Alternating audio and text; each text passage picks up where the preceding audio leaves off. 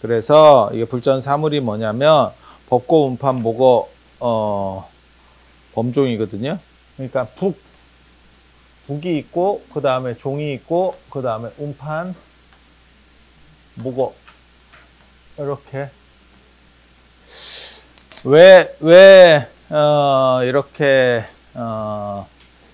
예불전에 치는지 뭐 여러 가지 이유들이 있는데 그 중에 하나가 이제 권위라고 하는 부분이고, 그래서 예전에는 종하고 북을 치면 성문을 열고 닫아요. 그래서 동아시아는 황제 성인군주론이라는 게 있습니다. 성인군주론. 그래서 성인과 군주는 하나여야 돼요. 하나여야 돼. 그래서 이게 이제 이론론하고 이론론하고 굉장히 다른 내용 중에 하나인데, 하나는 뭐가 있냐면, 우리가 성인 이러면 그냥, 수행을 많이 한 사람, 무슨 그러니까 부처님이나 공자 같은 사람이 성인 아닙니까? 이렇게 생각하기 쉬운데, 이거 완전히 다른 겁니다. 완전히 다른 겁니다. 그리고, 예수는 성인이 아니에요. 그러니까 4대 성인 이렇게 하는데 예수, 말 같지도 않은 거고요. 지가 신이라며.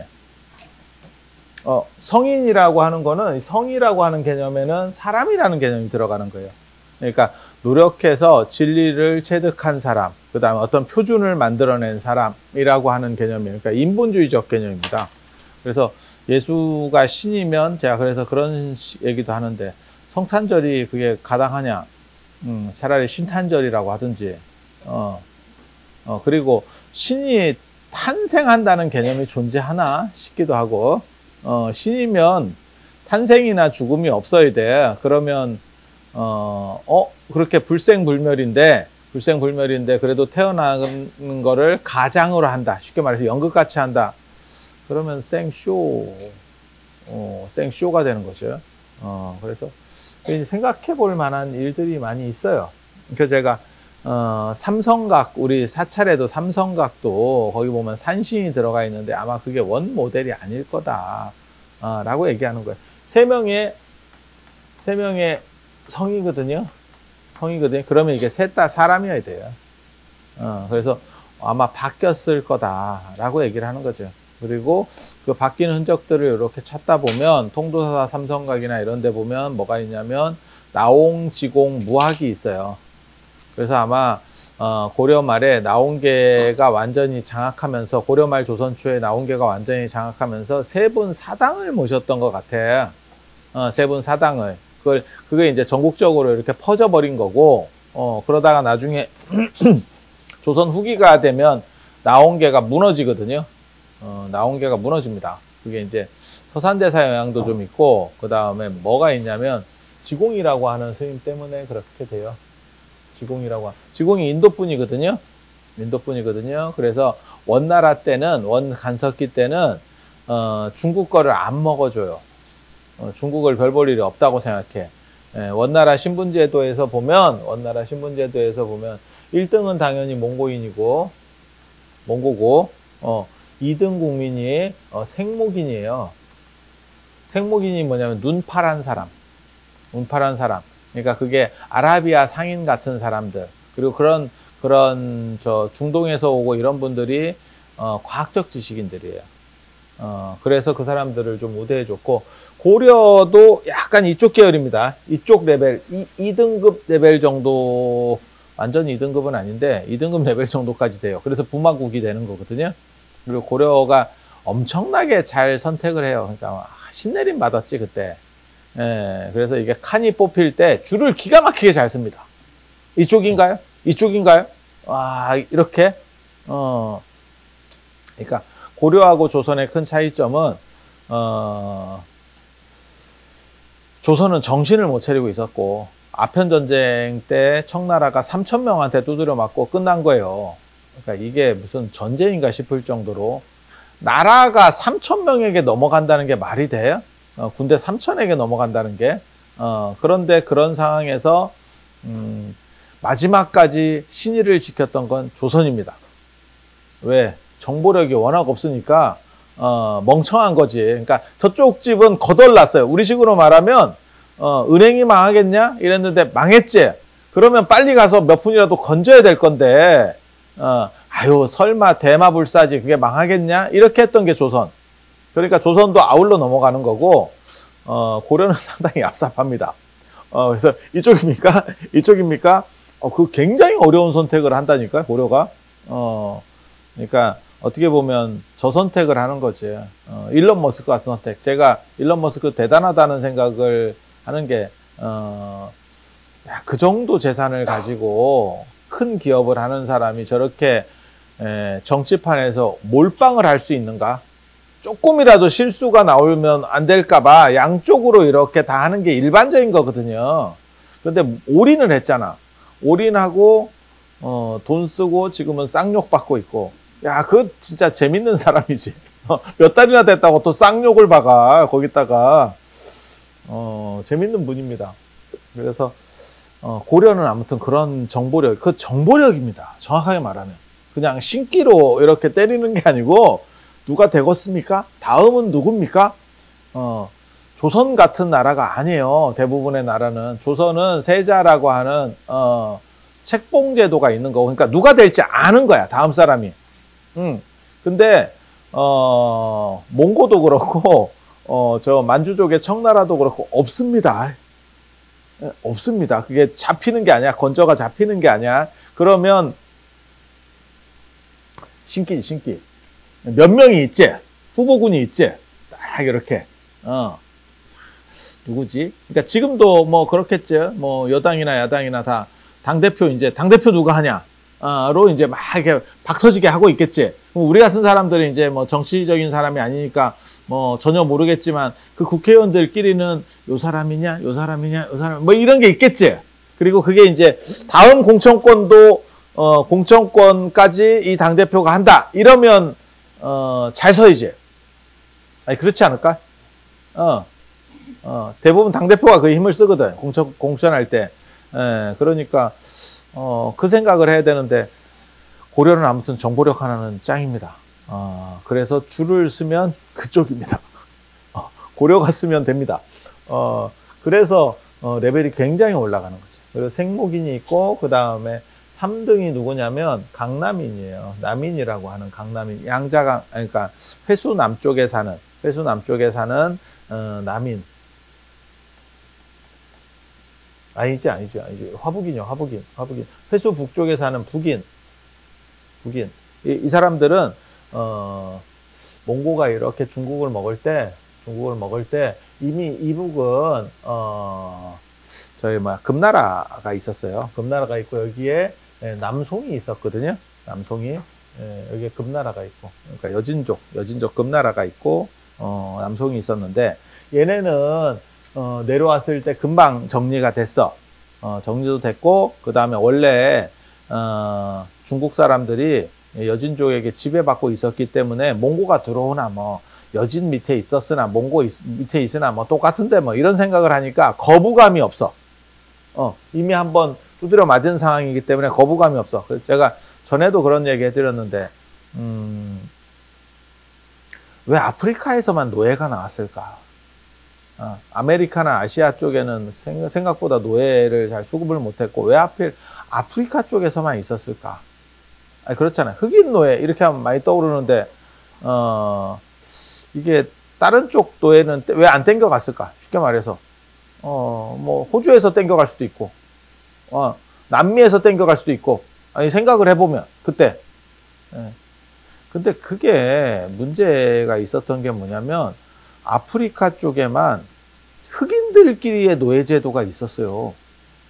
흑인들끼리의 노예제도. 우리도 뭐 그런 거 있었죠. 예전에. 어떻게 보면 쌍놈 뭐 이래가지고 뭐 이런 거 있었잖아. 천민 뭐 이런 식으로. 근데 그게 아프리카 쪽에서는 상당히 발달해 있었다는 거예요. 그러면 무슨 일이 벌어지느냐. 백인이 가서 정상인을 잡아다가 노예로 만드는 게 아니고 이미 노예로 굴르고 있던 사람을 사오는 거예요. 흑인한테 사오는 거라니까.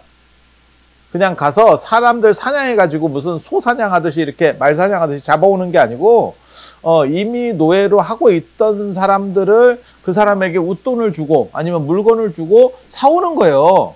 그리고 그렇게 길들였던, 대대로 길들였던 사람은 이 사람을 밑에 있으나 이 사람 밑에 있으나 똑같은 거고 오히려 나은 거 아니요? 이런 생각을 한다는 거예요. 왜? 여러분이 생각을 해봐. 똑같은 가정부 일을 하는데, 부잣집 가정부하고 가난한 집 가정부하고, 야, 부잣집 가정부가 나은 거 아니야? 어차피 나는 가정부인데? 이 생각을 한다는 거예요. 그래서 생각하고 약간 달라. 우리가 그냥 잘 모르시는 분들은 어떻게 생각하냐면 아프리카에 가서 그냥 사냥하듯이 사람을 잡아다가 이렇게 넣나? 그러면 폐사 확률이 너무 크다는 거예요. 못 견디지, 사람이. 물론 뭐 인간이 잘 견디더라고. 잘 견디긴 견디는데 대부분 그랬을 경우에 그거를 그러니까는 어떻게 생각하시면 되냐면 야생마를 데려다가 길들여서 키우는 것보다 그냥 집에서 키우던 말들을 쓰는 게 좋다는 거. 그 얘기예요. 지금 그 얘기. 예, 그 기회비용이 너무 크다는 거야. 손실비용이. 예. 그래서 아프리카 쪽에서만 아프리카에서 그게 발전하는 게 지그들끼리 하고 있었기 때문에. 예, 지그들끼리. 제가 그래서 전에도 그런 얘기 해드렸잖아요. 차라리 아메리카 원주민, 그러니까 인디안들을 잡아다가 노예로 쓰면 될 건데 왜 걔네는 노예로 쓰지 않느냐? 걔네는 노예제가 없었기 때문에 이게 반항한다는 거죠. 계속 딴짓하고 반항하고 그리고 우울증 걸려서 죽고 이제 이렇게 되는 거예요. 그러면 내가 얘네를 먹여 살리는 비용 대비 수익이 더 많아야 될 거 아니야. 우리 상가 임대나 할 때 그럴 때도 마찬가지잖아요. 임대소득이 세금 내고 그래도 건물 감가상각비 계산해서 그래도 좀 남아야 하는 거지.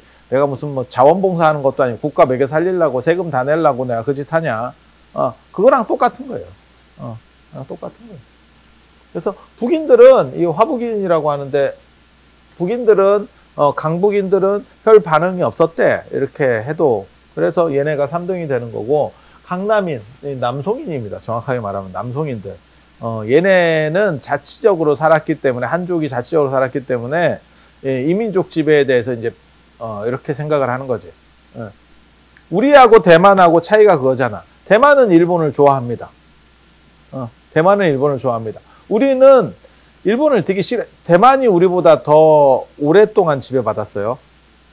일제강점기가 더 커요. 그런데도 일본 좋아하죠.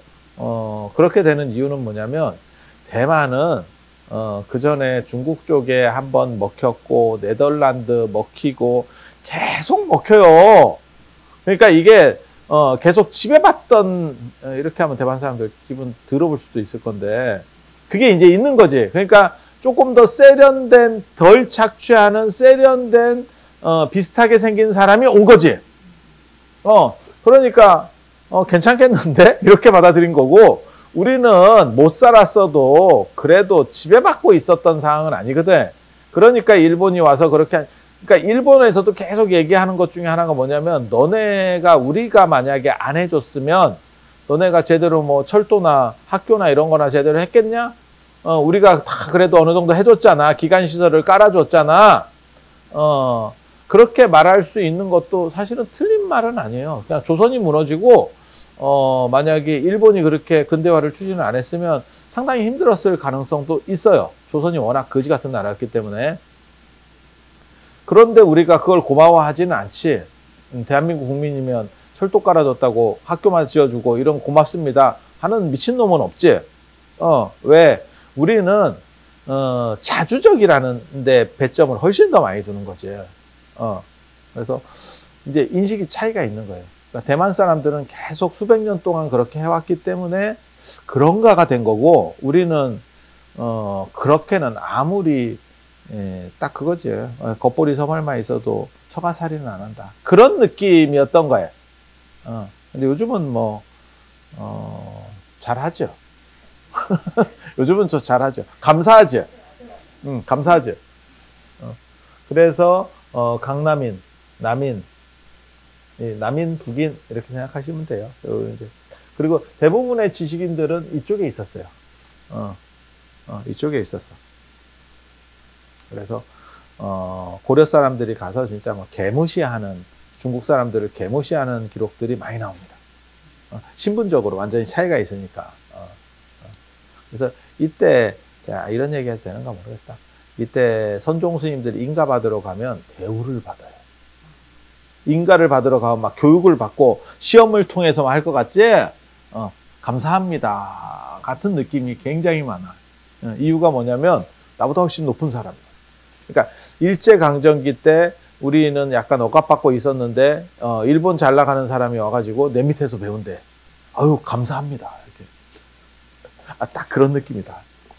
그래서 태고 보우스님 같은 경우 무슨 뭐 법거량을 하고 무슨 뭐 문답을 하고 그게 아니고 당신이 예전에 썼던 그 시가 있어요. 그거 주고 그냥 인가 받는 거예요. 별로 그게 다 있다. 인간 사는 게 그런 건갑다 싶은 이렇게 보면 생각하고 좀 많이 달라. 그래서 그렇게 돼 있는 거고 이러다 보니까 한족을 고려 사람들이 약간 무시합니다. 저것들은 좀 덜 떨어지는 놈들 뭐 이렇게 어떤 느낌이라고 보냐면 그렇게 큰 차이는 없는데 이런 얘기 해서 조금 위험할 수도 있는데 예를 들어서 약간 뭐 연변 조선족이에요 이러면 그냥 평등으로 대하는데 약간 조금 낮춰보는 인식이 있지. 뭔 뜻인지 아시겠죠? 표를 내느냐? 아니 표를 안 내. 예, 표를 안 내. 어디 이제 저렇게 공장 같은 데서 일을 하시는데 뭐 방글라데시에서 왔어요. 그러니까 뭐 잘 사는 나라에서 왔어요. 그러면 모르는데 그렇게 하면 아 그래요? 이러면서 약간 그 느낌 알지? 그리고 그들이 말하는 거를 끝까지 들어주려고 하지 않습니다. 이게 이제 무시해서 나오는 현상이거든요.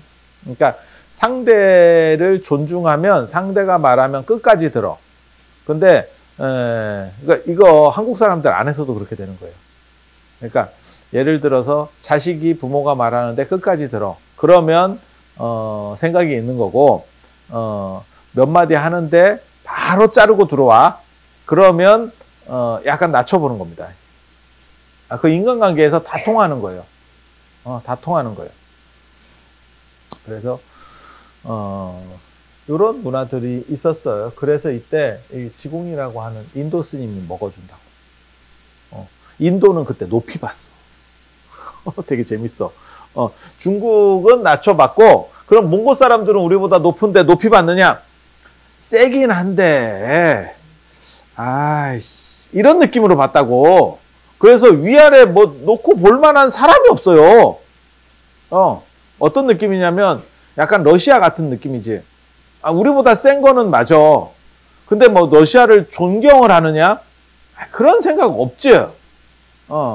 우리는 러시아한테 맞아봤잖아. 한마디로 얘기해서 간접적이지만 한국 전쟁 때 맞아봤잖아.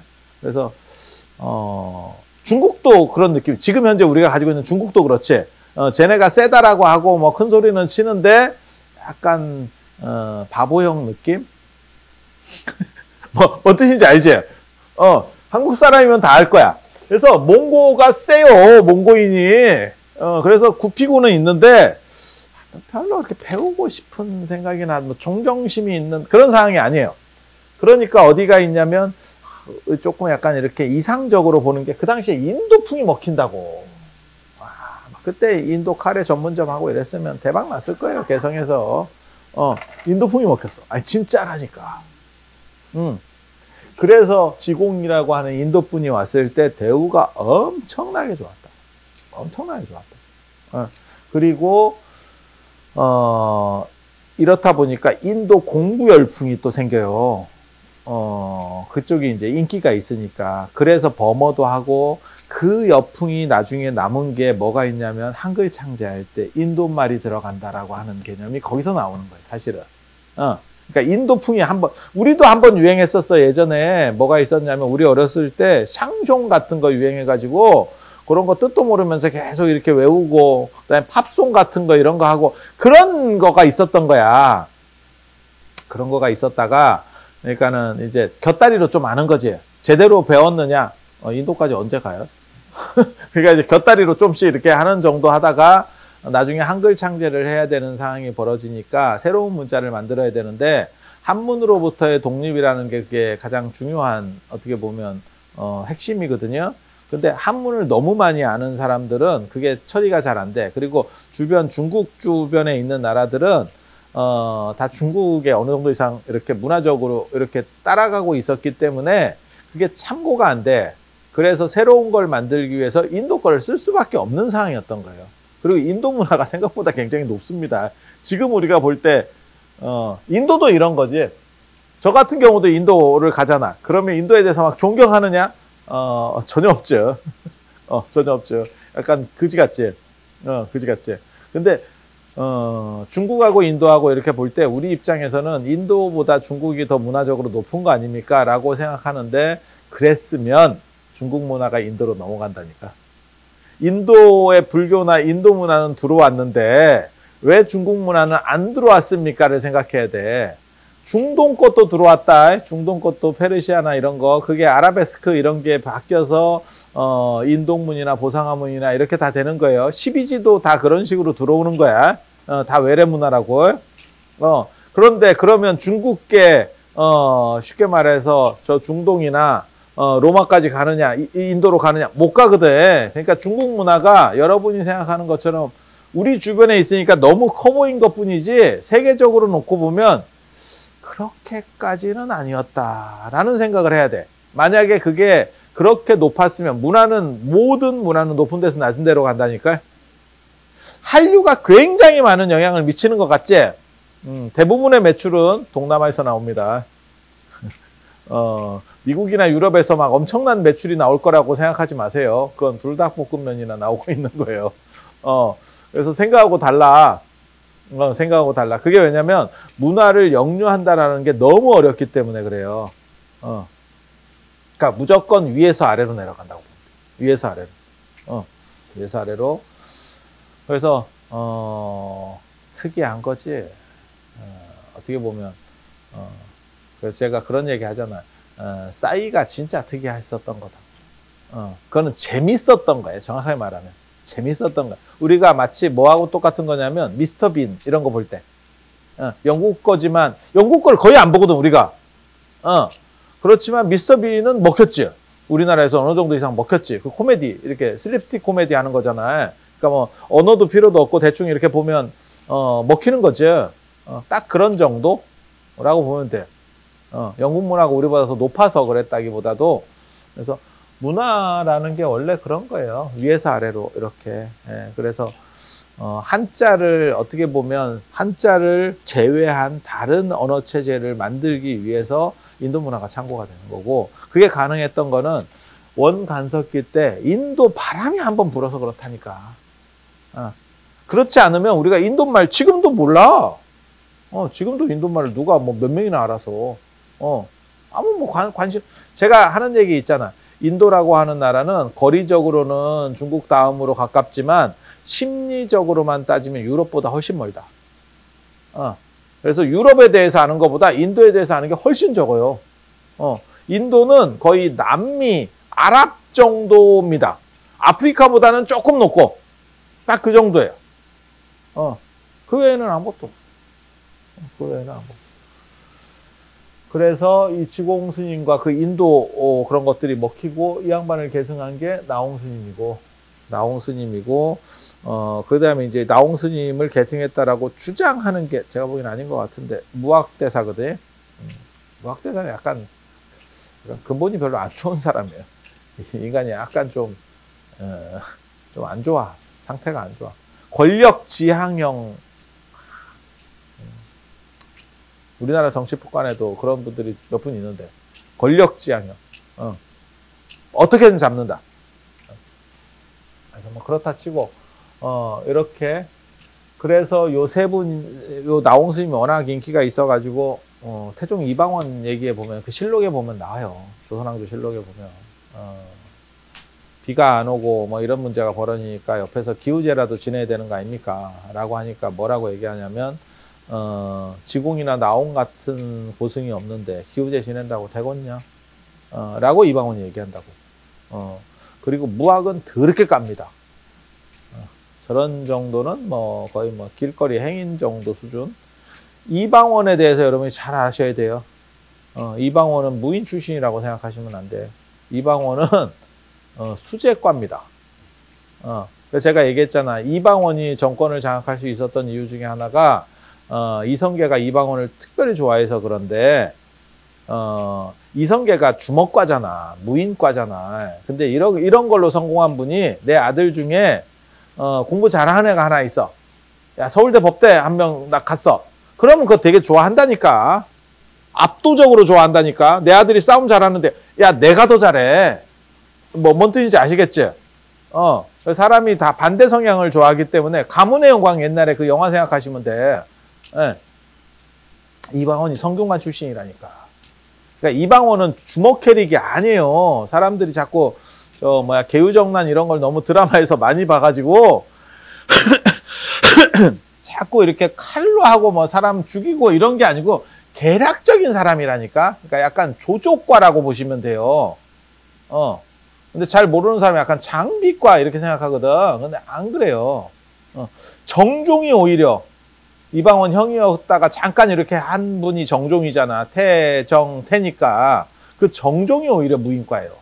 근데 이방원한테 손발이 다 묶여가지고 꼼짝달싹 못하고 우리가 역사적으로 이렇게 드라마나 볼 때는 그냥 약간 황희정성 같이 마음씨 좋은 형, 약간 호구형 뭐 이런 느낌인데 실제로는 그 사람이 무인이라니까.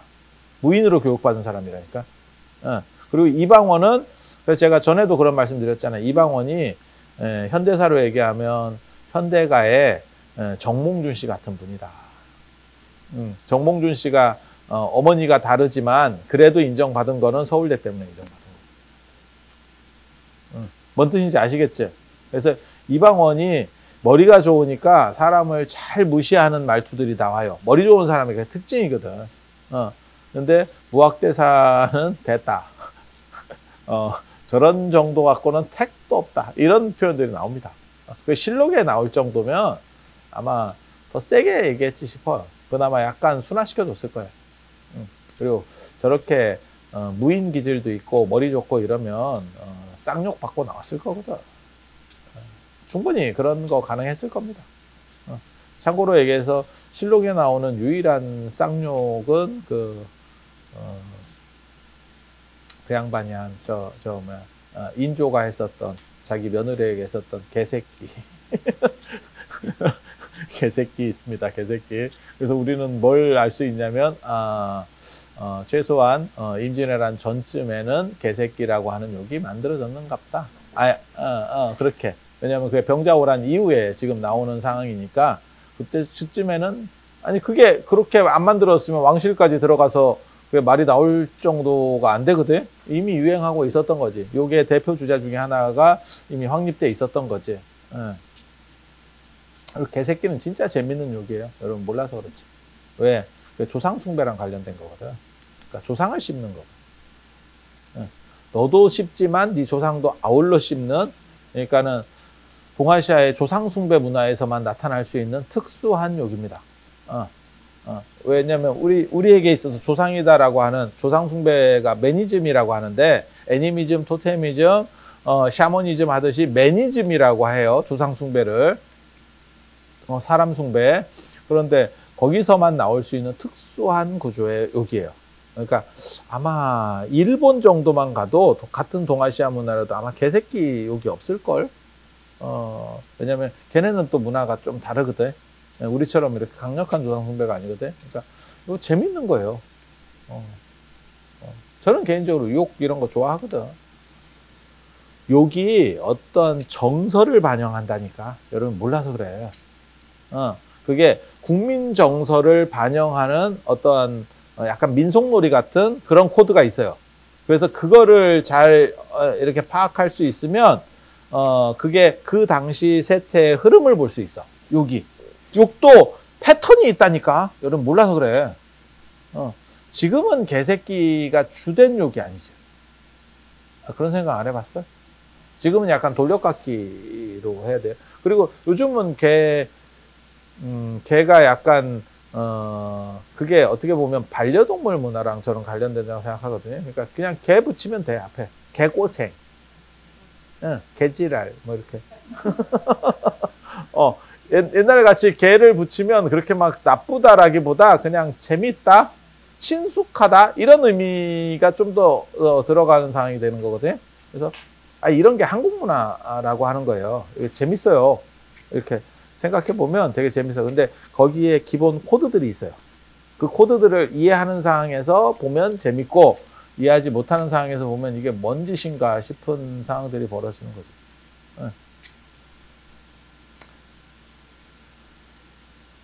아마 전 세계적으로 우리나라 같이 말 줄이는 거 쓰고 이런 거 하는 경우도 별로 없을 거예요. 근데 그렇게 줄이는 문화도 예전에 종이에다가 붓글씨 써서 최대한 줄이려고 했어요. 옛날에도 줄이려고 했어요.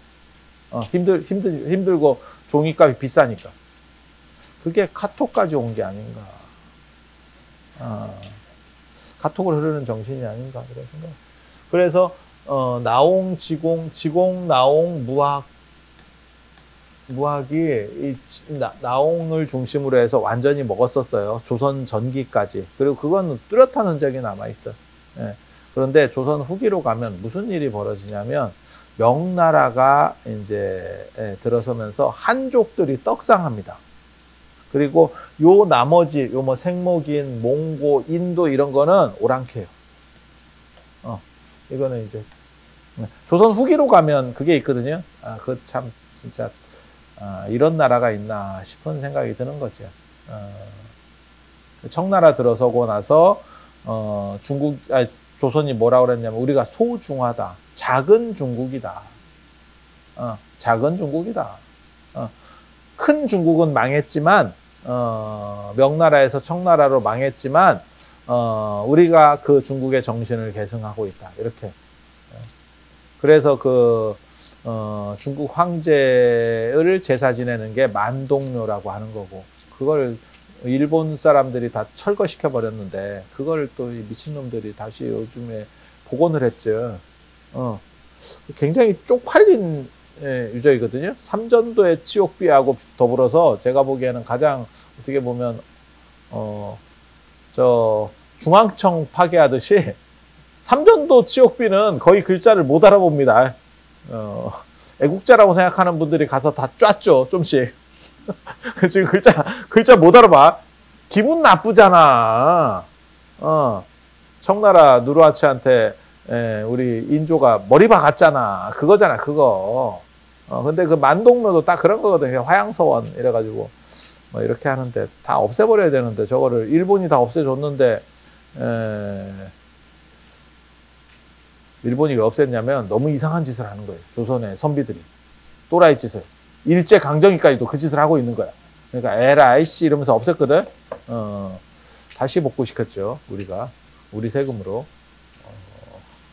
그걸 관광 자원이라고 생각하고, 내가 보기에는 좀 관광 자원일 수도 있지. 그러면 그런 식의 관광 자원이면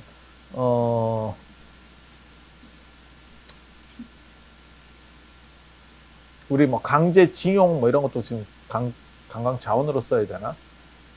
그 위안부 할머니 뭐 이런 거 관광 자원으로 써야 되나? 야씨, 그게 무슨 관광 자원이야? 그래서 그런 부분이 있어. 그래서 조선 중기가 넘어서면 명나라가 이제 강력한 입지를 가지게 되고, 이 명나라가 가지게 되고, 그리고 이게 언제 명나라가 강력해지냐면, 처음에는 뭐 그렇게까지 강력 안 했는데, 임진왜란 때, 그건 고마운 건 고마운 거예요. 도와줬잖아, 우리를. 지네 망하는지도 모르고. 끝까지 도와준 거예요. 거기에 또 기가 막힌 얘기가 있지. 그 명나라 신종 완전 좀 또라이 짓 한 거지. 꿈에 나타나가지고, 우리나라에 꿈을 꿨는데, 자기가 유비고, 우리나라 인조가 뭐 장비인가? 뭐 이런 꿈을 꿨어요. 그래서, 이건 내 동생이기 때문에 도와줘야 된다. 이렇게 해서 했다는. 와, 이게 무슨 개 또라이 같은. 그 역사 읽으면 진짜 재밌다. 꿈으로 도와준 거야, 꿈으로. 꿈에 형제래, 형제. 근데 둘 다 바보거든. 우리나라 선조도 바보고, 선조가 자기 동생이래. 근데 그 중국 한계도 봐보고 4대 암군, 명나라의 4대 암군 중에 하나고 걔는 우리나라 조선의 전 역사를 통틀었을 때 최고의 멍청한 임금 치면 선조를 꼽습니다. 아니, 역사학계에서 그게 다 일반이야, 일반. 선조야, 선조. 멍청하기만 하면 다행인데 의심병까지 있어가지고 조금이라도 누가 이렇게 좀 잘하는 놈이 있으면 날린다고. 그래서 제가 전에도 그런 말씀 드렸잖아요. 이순신이 안 죽었으면 선조한테 죽었을 거다라고 말한다니까, 사람들이 다. 그 인기를 감당을 못하는 거예요. 그러니까 아주 이상하지. 그리고 그 아들들도 뭐 순하군 뭐 이런 사람들, 임해군 다 또라이입니다. 다 또라이입니다. 순하군은 우리나라 전 역사를 통틀어서 가장 강력한 또라이입니다. 사도세자 제가 전에 말씀드렸었잖아요. 왕궁에서 죽인 사람만 100명이 넘는다. 순하군하고 비교할 수 없습니다. 순하군 최강자입니다. 순하군 최강자입니다. 야, 이거 여러분이 상상할 수 없는, 그러니까 사이코패스인데, 그러니까 정신이 이상해요. 그러니까 이게 나쁜 사람하고는 달라. 나쁜 사람은 판단 기준이 있고 그것만 피하면 되는데, 이게 미친놈이라니까. 미친놈은 안 걸려야 되는 거야. 걸리면 그냥 아작이 나는 거예요. 그리고 약간 피나 이런 거를 좋아했던 것 같아. 그래서 사람이 이렇게 때려도 꼭 터질 정도가 돼야 만족한대. 터져가지고 유혈이 낭자하고 이렇게 되면 얘가 좋아하는 거야. 그러니까 정상만 아닌 게 아니고 여러 가지가 걸려 있는 거예요. 여러 가지가 걸려 있는 거야. 단순히 정신이 조금 오락가락하고 이 정도가 아니고. 사도세자 같은 경우는 이게 헷가닥 했을 때는 사람을 죽이지만 다시 돌아오면 내가 왜 이렇게 했나, 이런 식으로 이제 왔다 갔다 하는 사람이고, 이거는 그냥 전체가 다 헷가닥으로 일생을 가는 거예요. 아버지가 좀 유전적이라는 생각도 좀 하는데, 아버지도 좀 제정신이 아니거든. 선조도 일하는 거 보면 좀 이상해요, 사람이. 그래서 뭐가 있냐면, 명나라가 도와준 것 때문에 그 다음부터는 감읍을 합니다. 제조지은이라고, 나라가 다시 만들어진 은혜. 그러니까 아니, 저는 이 느낌을 정확하게 알아요. 저 어렸을 때 우리나라가 그랬거든. 메가더. 메가더에 대한 그 어떻게 보면 그 고마움, 그리고 유엔데이라고 해서 10월 1일 날을 유엔이 우리 도와줬다 그래서 유엔데이로 공휴일로 정했고, 그런데 유엔이 우리가 가입하려고 했더니 가입이 안 됐죠. 그래서 기분이 나빠서 바뀐 게 국군의 날이거든. 처음에 유엔데이였어요. 우리가 그렇게 유엔을 빨아줬는데 가입이 안 되네. 가입이 안 되네. 가입하려더니 그래서 기분 나쁘다고 공휴일을 안 없애고 국군의 날로. 그러니까 10월 1일이 국군의 날로 정해진 게, 아니 그렇게, 아니 여러분은 유엔데이라는 얘기 들어봤잖아. 어렸을 때. 유엔데이가 어느 날 사라진 거예요. 그리고 저희 때만 하더라도 서울에서 어디까지 갔냐면 인천에 있는 자유공원, 그 메가더 동상 보러 갔습니다. 메가더 동상. 서울 사람들은. 그리고 나중에 이제 조금 크면 어디 갔냐면 독립기념관. 독립기념관. 그때 독립기념관을 새로 만들었어. 우리 어렸을 때 독립기념관이 없었어. 그래서 이제 거기 갔고, 그래서 얼마나 메가더에 대한 열풍이 있었냐면, 그 인천 상륙작전 아니었으면 진짜 나라 골로 갔지. 사실은 거야. 명나라도 안 도와줬으면 조선 끝났습니다. 그리고 인천 상륙작전 성공 못했으면 그냥 김정은 밑에 지금 인민으로 살고 있었겠지. 아니 그렇지 않을까? 그리고 그게 성공한다라고 하는 확률도 굉장히 낮았다잖아. 그냥 다 알려진 얘기잖아요. 그런데 메가더가 해서, 그 덕분에 뭐냐면 메가더야말로 진정한 영웅이고 대단한 사람이다. 그래서 그 뒤에 그 잠자리 안경도 유행하고, 무당들은 메가더 신을 모시고, 미쳤나? 지가 영어를 하는 것도 아닌데 메가더 신이 들어오면 지가 알아듣나? 그럼 메가더가 왜 한국에까지 와가지고 무당 몸에 실려야 되냐고. 근데 굉장히 많았습니다. 여러분 몰라서 그래. 그리고 메가더를 몸주로 모신 무당집에는 잠자리 안경을 올려놔. 단 위에. 단 위에. 장군신을 모시면 무당집에 이렇게 가면 뭐 청룡오늘도 같이 이렇게 창 같은 게 있어. 그러면 장군신이야. 애기신, 세탄이라 그래서 애기신을 모시고 있으면 사탄 같은 게 이렇게 막 올려져 있어. 주전부리. 예, 주전부리. 그리고 메가더 모시고, 요즘 메가더 모시는 무당 거의 없는 것 같은데, 한때는 빈도수가 엄청 높았어요. 엄청 높았어. 그 메가더 귀신 어디 갔는가 모르겠어. 아유, 고향 가기도 어려워요. 저 가다가 태평양에 빠져 죽지. 야, 저거 멀어서 그 가겠나 싶은데. 아니, 진짜 다 있는 얘기예요. 지금 다 하는 얘기가 뭐 있는 얘기예요. 그러니까 얼마나 대단했으면 메가더에 대한 열풍이 우리나라에 한번 불었지.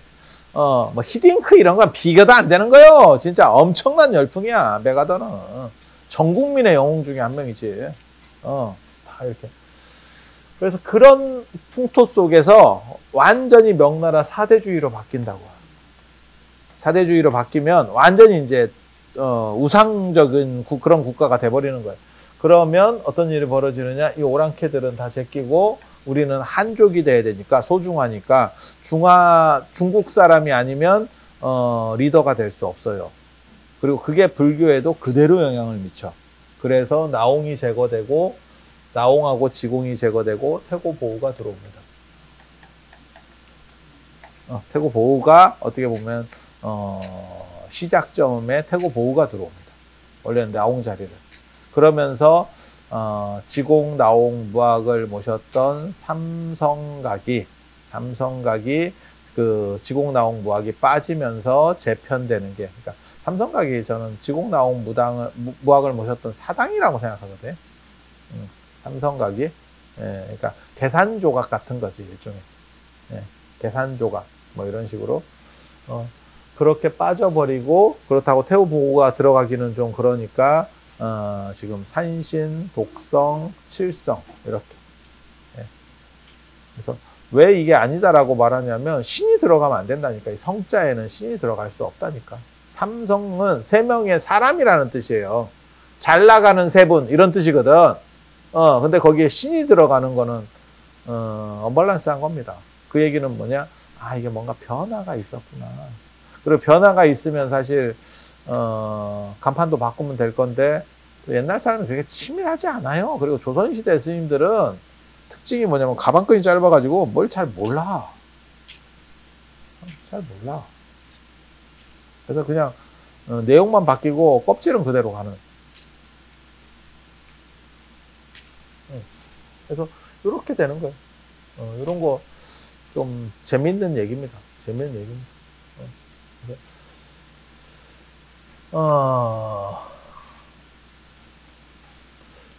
불전의 삶을 덮고, 그 다음에 범종, 묵어, 운판, 요 네 가지를 다루는 데 있어서 두 가지 의미가 있어요. 하나는 예전에는 아까도 얘기했지만 성인군주론이라고 그래서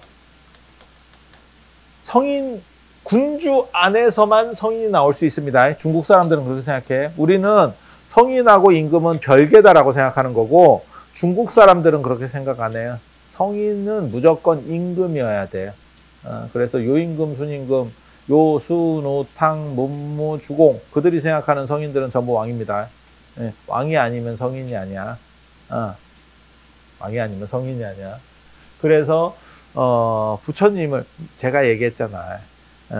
동아시아 불교의 가장 히트작, 동아시아에 어떻게 이렇게 불교가 잘 안착될 수 있었냐. 외래 문화가 동아시아에 들어와서 안착되는 경우가 거의 없는데 어떻게 이렇게 쉽게 안착할 수 있었느냐. 그거는 불교도들이 부처님을 태자라고 구라쳐서 그렇다 라고 하는 게 있어요. 부처님의 정확한 위치는 가비라국의 왕위 계승설 1위자였습니다. 1위자하고 태자는 완전히 다른 겁니다. 태자는 완전히 다른 거야. 태자는 황제의 아들로 건절을 받은 경우가 태자야. 근데 가비라국은 황제 국가도 아니었고, 그 다음에 지목받은 상황도 아니야. 그러니까 태자나 세자는 지위라니까. 그냥 내 아들 중에서 장남을 태자나 세자라고 얘기하는 게 아니고 정하는 거예요. 신하들하고 같이. 그래서 그걸 국본이 되는 거고, 내가 죽으면 무조건 그 사람이 되는 거야. 근데 왕위계승 서열 1위는 될 확률이 무진장 높지만 된다는 보장은 없습니다. 그래서 제가 전에도 그런 말씀 드렸잖아요. 찰스 왕이 지금은 영국 왕이지만 왕 되기 전에 걸러야 되는 거 아닙니까? 건너뛰어야 되는 거 아닙니까가 계속 나왔잖아. 저 사람이 이제 좀 문제도 있고 뭐 이러니까 그냥 아들로 해서 그냥 박바로 내려야 되는 거 아닙니까가 외신에 계속 나왔었잖아. 그러니까 서열 1위라고 하는 것은 될 확률이 굉장히 높지만 안 될 수도 있는 거예요. 안 될 수도 있는 거예요. 그래서 이게 천지 차이라니까. 천지 차이라니까. 그런데 불교는 태자라고 약간 구라를 쳤죠. 태자라고 구라를 쳤고, 그게 중국에서 먹어주는 거예요. 그래서 부처님은 뭐 태자니까 왕이나 뭐 큰 진배가 없다. 황제나 큰 진배 없다. 그래서 군주만 성인일 수 있는데 부처님은 성인 카테고리로 쉽게 들어갈 수 있었고, 예수나 무하마드는 못 들어갔다라고 말하는 거예요. 예수도 계속 우기죠. 뭐 왕이 나셨도다 뭐 이러면서 계속 우기는데 왕이 왜 마국간에서 나냐라고 하는 그런 문제를, 그러니까 지그들도 그게 쪽팔린 거야. 정확하게 말하면 안 쪽팔리면, 요즘 같은 시절이면 그렇게 태어나는, 마국간에서 천하게 태어나서 올라갔다라고 하는 게 오히려 보편적이다 이렇게 되는 거고, 예전에 신분제 사회에서는 그거는 쓰레기지, 쓰레기. 그러니까 그걸 지우려고 하는 거야. 걔네도 쪽팔리니까.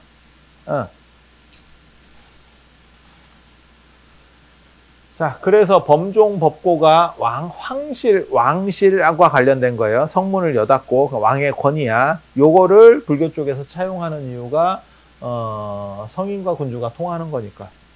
그래서 요걸 차용했고, 관종, 관고라 그래요. 그러니까 정부에서 쓰는 거, 관에서 쓰는 거, 관에서 쓰는 북, 뭐 이렇게 하면 우리는 진리를 전하는 북, 이래서 법고. 그냥 요 차이만 있는 거야. 똑같아. 그리고 여기도 관종, 관종, 우리가 쓰는 관종인데, 정부종, 정부를 대표할 만한 종, 이렇게 쓴다면, 정부 조직에서 쓰는 종이라고 생각하면, 여기는 범종, 이거 뛰어나다는 뜻입니다. 이게 이제 범자를, 인도에서 이렇게 범자가 들어가면, 신을 얘기하는 게 아니고, 굉장히 바람직한, 모범적인, 뭐 이런 의미로 해석을 하면 되거든요. 그래서 범행, 이러면, 올바른 행동 뭐 이렇게 해석을 하지, 뭐 브라흐만 신의 행위 이렇게 생각하지는 않거든. 그래서 요 두 개가 메인이고, 요 두 개는 찍기다시입니다. 모고하고 운판, 모고하고 운판은 찍기다시고요. 그래서 모고는 원래 저게 물고기 모양으로 생겨서, 말로는 뭐라고 얘기하냐면, 법고는 여기 이제 길짐승을 제도한다. 왜냐하면 북의 양옆에 가죽이 붙잖아. 근데 그거를 하나는 숫소 가죽, 하나는 암소 가죽. 그래서 음양을 맞춰서 이렇게 뭐 하는데, 그리고 중간에는 용 이렇게 그리잖아. 쌍용 그리지, 쌍용. 그리고 여의주는 하나만 놓고 이렇게 쌍용을 그리는데,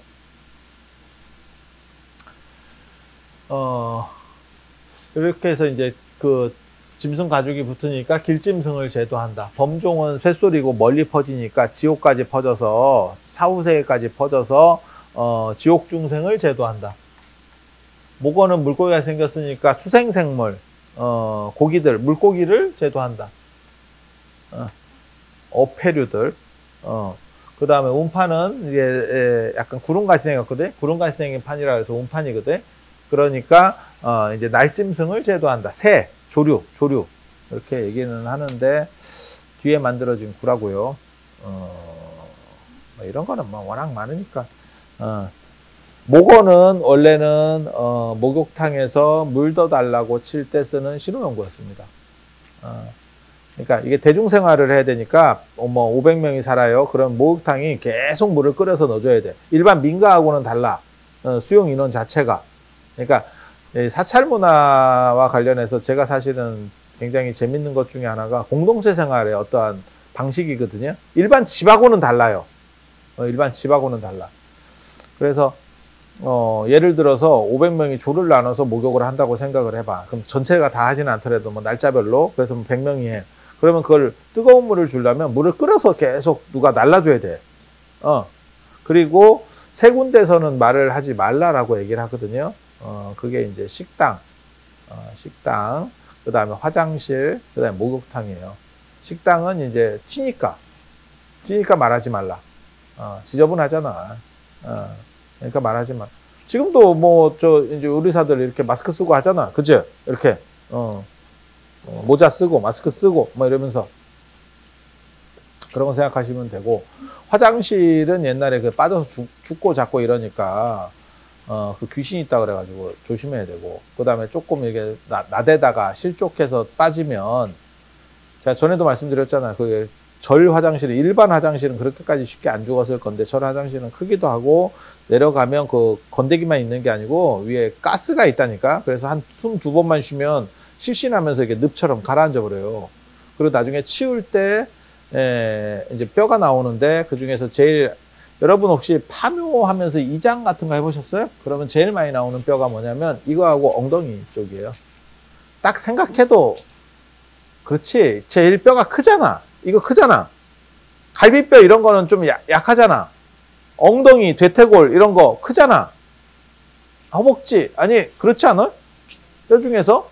그러니까 그게 나오는 거야. 그리고 이게 이제 압도적 비주얼을 가지고 있잖아. 이게 나와봐.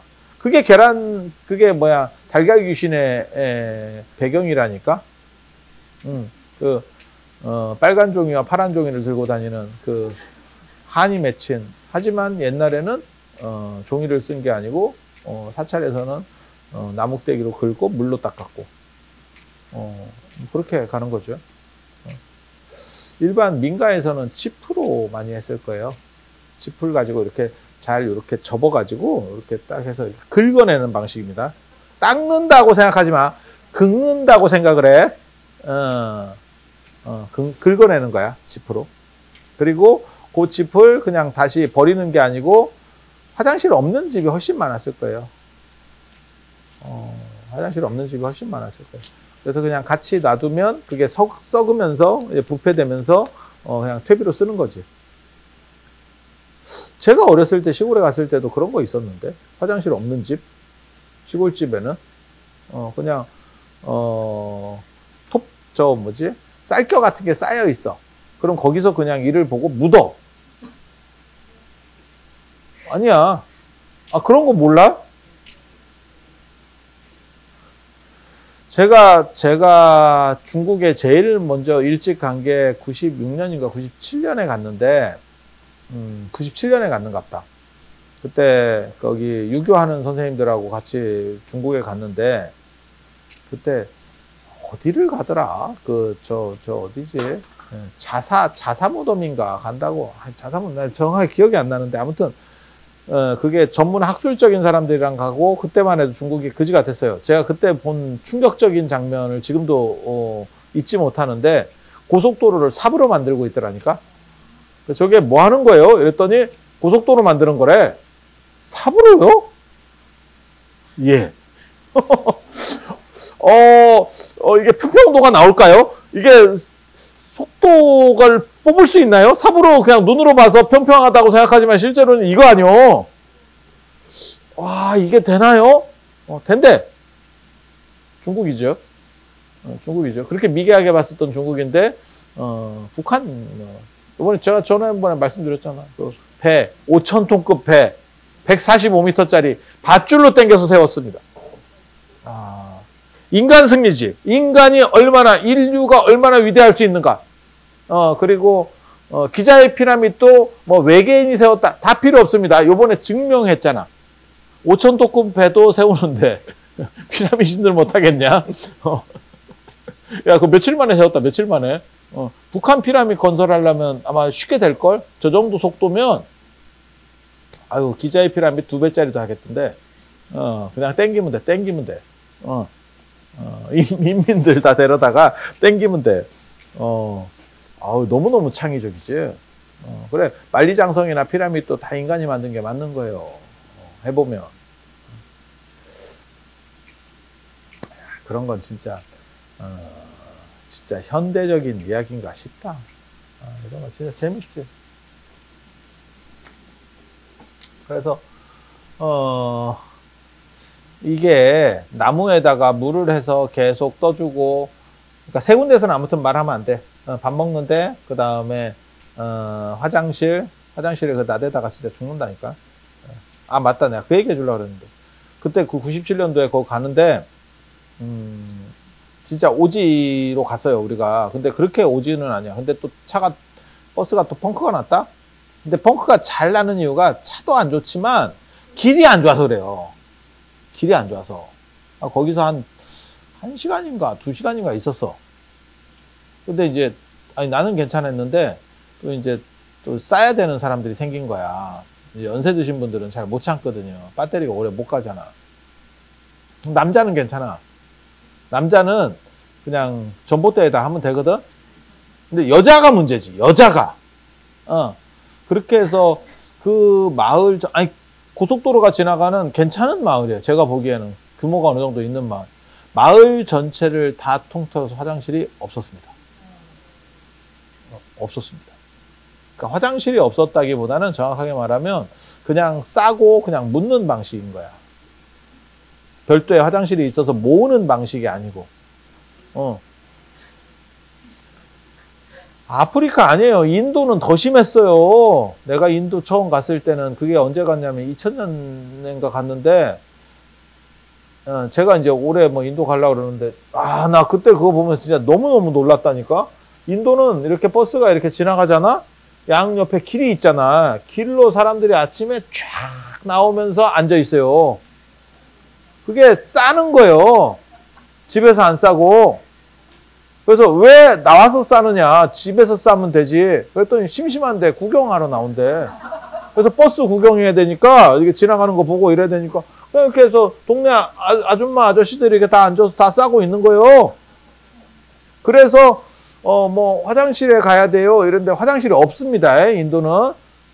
제가 전에 말씀드렸잖아요. 모디 총리가 지금 새롭게 공약을 해서 추진하는 사업이 인도에 1억 개의 화장실을 만들겠다. 인구가 14억인데 1억 개를 만든다는 얘기는 너네 화장실이 도대체 몇 개 있었냐? 너네 몇 개 있었냐? 를 생각해 볼 수 있잖아.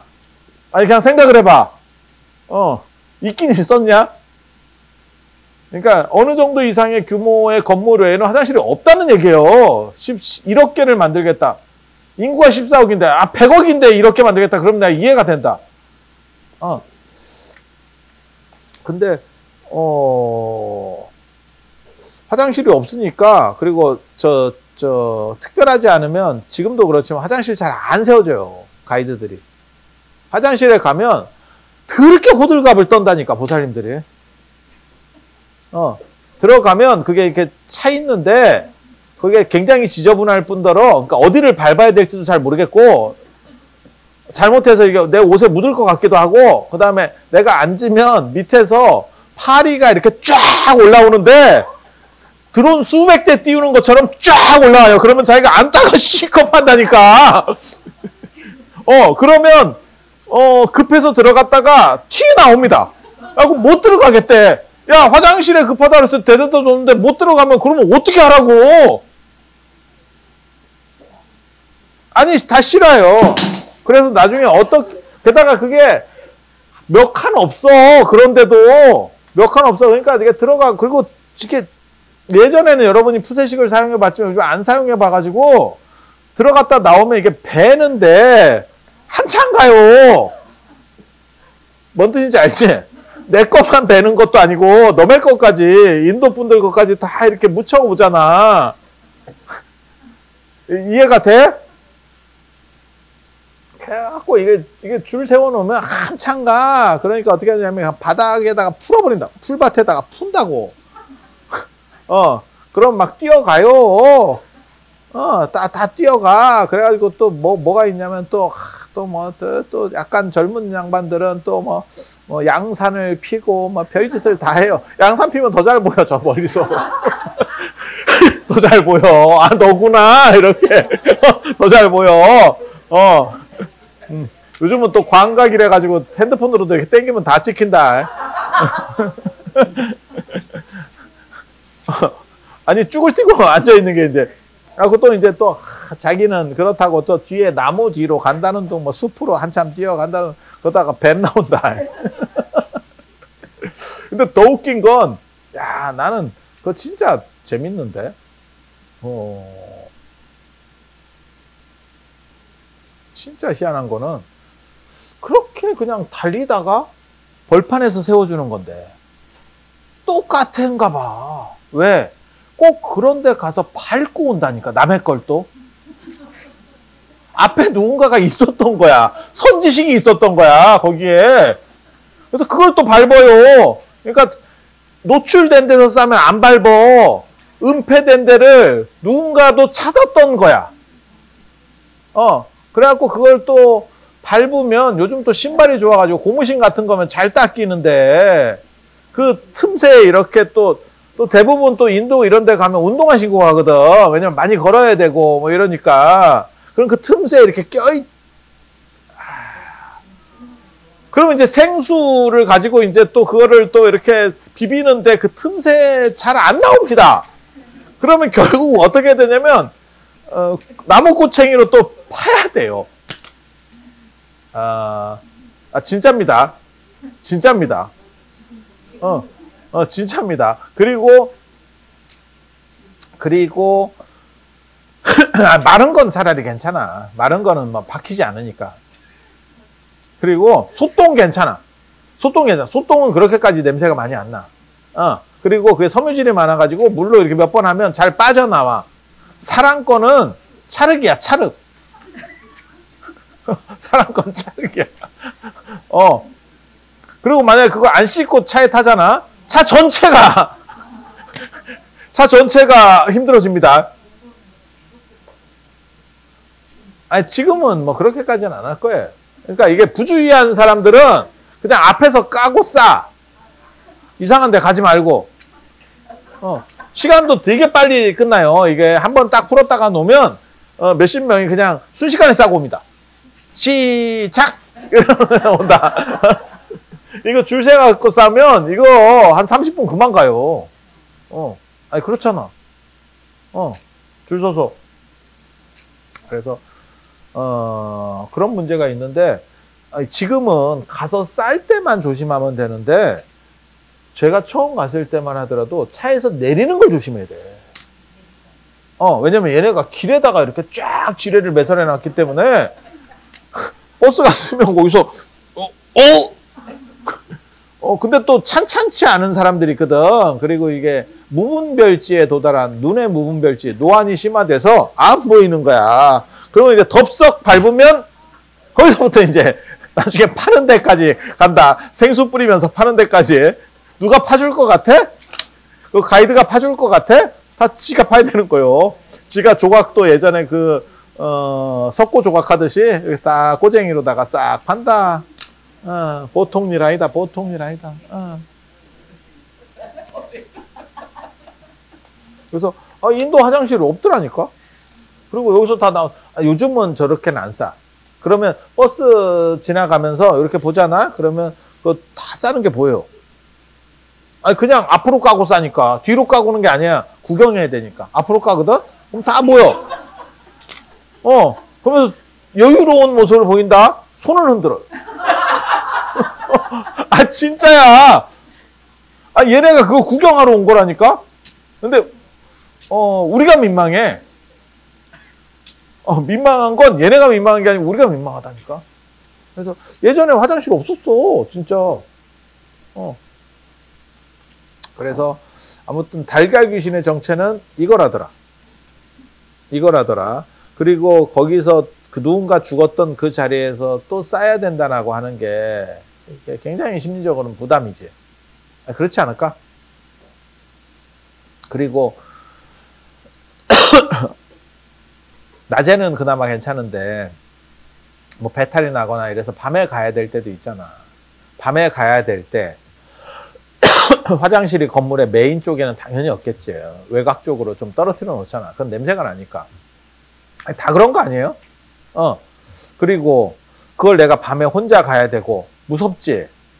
그러니까 달걀 귀신 얘기도 있고 누가 뭐 뒤에서 노래 불러달라는 얘기도 있고 별놈의 소리들이 다 있는 거요. 그게 여기까지 내려오는 사실은 이야기들이에요. 이야기들. 그래서 화장실에서 입 다물어야 되고 밥 먹는 데서 입 다물어야 되고 목욕탕에서 입 다물으래.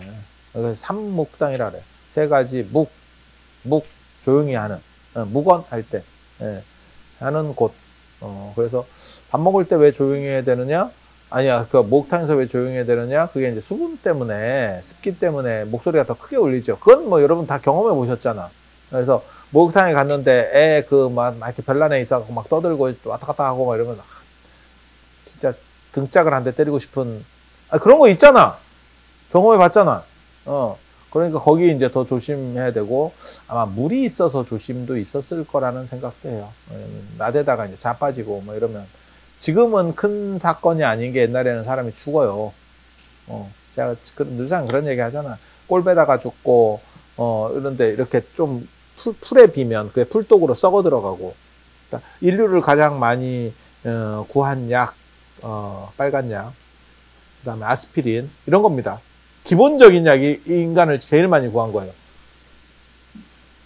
그래서 그렇다고 생각하시면 되고, 그래서 목욕탕에서는 떠들면 안 돼. 그리고 대중생활에서는 떠드는 거에 대해서 상당히 경계를 한 것 같아요. 그래서 사찰에서는 신호용구가 많이 발전합니다. 그래서 목탁도 그렇고 요령도 그렇고 신호용구예요. 종도 그렇고 다 신호용구예요. 그 소리를 듣고 대중 전체가 인지하는 거지. 지금 뭐 하는 건다. 지금 울력하라고 나오라 하더라. 지금 뭐 예불 한다더라. 이렇게 하는 거지. 그래서 그렇게 가는 거고 목욕탕에서 이제 물 더 달라고 치는 신호용구가 목어입니다. 목어입니다.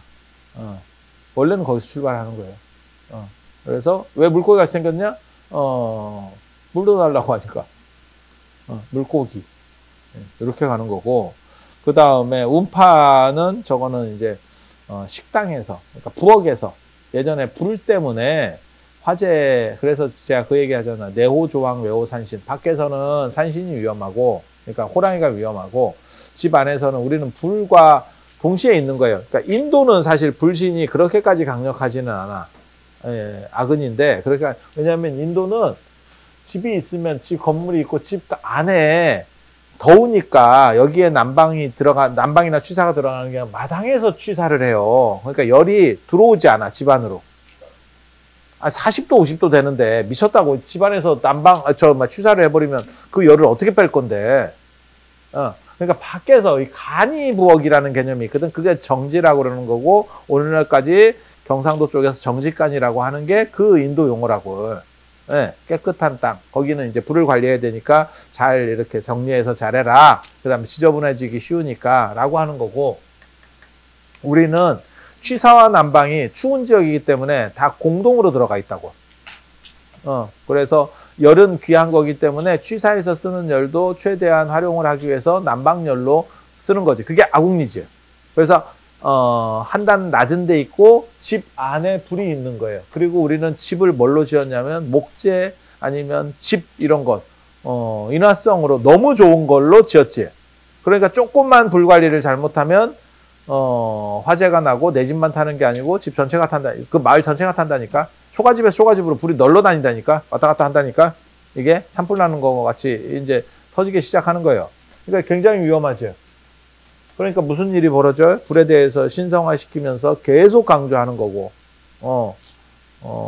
불관리라고 하는 거에 대해서 이제 중요하게.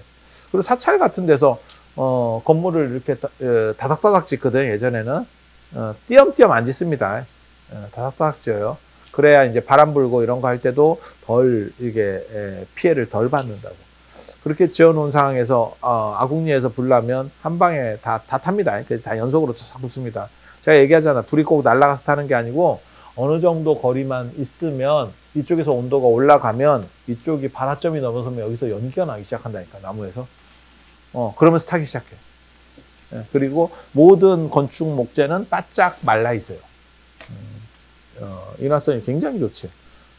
그래서 불에 대해서 조심을 해야 되고, 그러다 보니까 이제 운판, 구름 같은 걸 만들어 놓고, 이제 불 기운을 누른다. 쓸데없는 짓 하는 거지. 그 옛날 그런 거 있어요. 뭐, 사찰에 가보면 불과 관련된 쪽에 물수자 써 있고, 바다 해자 써 있고, 뭐 이런 거 글자가 나오는 경우 있고, 감쾌, 감중년이라 그래서, 이렇게. 8쾌 중에서 요게 감쾌, 물쾌예요, 물쾌. 이런 걸 그림으로 도안을 해놓고, 조각해놓고, 그러니까 물기운을 누른다는 거예요. 그 다음에 뭐 소금 같은 걸 이렇게 단지를 위에다 올려놓고, 통도사 그 단오제 때 소금 단지를 정각 모퉁이에 놓고, 그거 비슷해요. 불나지 말라고. 그러니까 바닥 기운이 그 안에 있으니까, 그걸 막을 수 있는 거 아니냐. 뭐 다 그냥 그런 얘기 하고 있는 거지. 옛날 사람들이니까 다 그런 거야. 그냥 그러려니 하면 돼. 응. 왕궁 같은 거, 큰 건물, 경복궁 같은 데도 가봐. 그러면, 요 구퉁이에 4개 물시루 갖다 놨어. 물시루. 드무라고 하는 건데, 물시루 갖다 놨어. 그래서 저거 뭐라고 얘기하냐면, 불귀신은 생긴 게 거지 같아가지고, 그 물을 이렇게 지나다가 보면, 얼굴이 비치면 자기 얼굴에 C컵에서 도망간대. 너무 비극적이지. 자기 거울 봤는데 자기 얼굴이 너무 무서운 거야. 근데 그게 아니고, 물로다가 결계를 쳐놓은 거예요. 불기운이 작동하지 못하도록. 이해가 됩니까? 그러니까 지금 생각할 때는 저게 뭔 효과가 있겠나 싶은 건데, 이거 잘 모르는 사람들은 이거를 방화수라고 생각하더라고. 그건 목조 건물이 불났을 때 네가 전혀 배경 지식이 없어. 저 정도 물로는 절대 방화가 저거 못 꺼. 물로 절대 끌 수가 없어. 저쪽에 소화기의 급이라고 생각하면 안 돼. 그건 저건 철저하게 주술적인 거예요. 그러니까 우리 봤잖아. 숭례문 화재 때 소방차가 그렇게 뻗어도 안 되는데, 야, 저런 거 물시루 몇 개 놔둔다고 그거 이렇게 해서, 야, 너무 낭만적이지. 그리고 저걸 제일 좋아하는 거는 불귀신이 뭐 어쩌고 싫어하고 이런 거 다 됐고, 아마 모기 무진장 좋아해. 장구벌레 막 엄청 많았을 거다. 내가 진짜. 그래서 뭐 그렇게 있다라고 생각하시면 되고, 그래서 구름 모양으로 했고, 그 다음에 밥 먹으라고 종칠 때, 그 다음에 뭔가 일이 있을 때 이 운판으로 신호를 보내는 거예요. 그래서 저거는 원래 식당용, 밥종과 연결된 식당용. 그리고 나중에는 반자로 독립합니다. 밥반자를 써가지고 이렇게 동그랗게 생긴 진같이 생긴 거 있어, 큰 거. 이제 반자라고 해서 그거 쳐. 반자하고 원래는 금고하고는 약간 다른 건데 요즘은 뭐 별 구분을 못 해요. 그래서 요 4가지, 그게 예불과 관련돼서 어떻게 보면 한 세트로 나중에 모이게 되는 거예요. 그리고 다시 아까 얘기한 것처럼 여기는 이제 길짐승, 범종은 지옥, 그 다음에 목원은 수생생물, 그 다음에 운판은 날짐승을 교화한다라고 하는 상징성으로 재편되는 겁니다. 그리고 이런 거를 아침에 많이 치고 오래 하는 이유는 한국 사찰에서 특히 더 많이 보이는 행태인데, 그렇게 되는 이유는 호랑이 때문에. 호랑이 쫓아야 되니까. 호랑이 때문에. 그래서 그런 정도 생각을 하시면 돼요. 그래서 오늘 목어 운판, 그 다음에 범종 법고까지. 그리고 제일 좋은 거는 무조건 범종입니다. 단가가 제일 셉니다. 금속부치. 단가가 제일 세. 그래서 오늘 이 정도 말씀드리고, 자, 들어서 감사합니다.